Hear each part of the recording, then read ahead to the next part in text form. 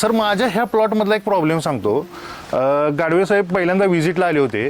Double inline टाकली होती स्टार्टिंगलाच, म्हणजे जशी पपईची इनलाईन होती तशी हाय अशी ठेवली होती. बरोबर. त्याला पाणी आम्ही उन्हाळा आहे म्हणून हे माझे मामा आहेत, आम्ही सगळं एकत्र शेती करतो, तर बिंदास्त पाणी सोडलं होतं विहिरीतलं. म्हणजे करायची ड्रीप हा आणि करायची ड्रीप आणि शेजारची केळी इथपर्यंत होती आणि माझी फक्त 1.5 फुटावर थांबली होती.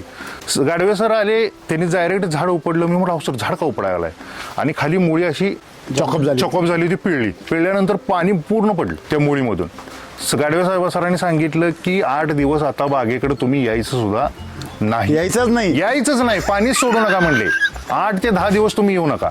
आम्ही मामा असतील मी असेल चर्चा करायला, साहेब सांगून गेल्यानंतर हे काय सांगायला 8 दिवस पाणी सोडायचं नाही म्हणजे हे काय सांगतात म्हणलं. उन्हाळा तर चालू आहे, फुल उन्हाळा. मग असू दे म्हटलं आपण करू. 12 दिवस पाणी पूर्ण वाळवलं आणि त्याच्यानंतर तर ह्याच्यावरनं आम्हाला एकच कळालं की आपलं वैदिक वापरल्यानंतर पाणी अतिशय कमी लागतच नाही पाणी कमी लागतं. एकदम कमी पाणी. चांगलं आहे की नाही? सगळ्यात कमी पाण्यावरचं पीक आहे म्हणले.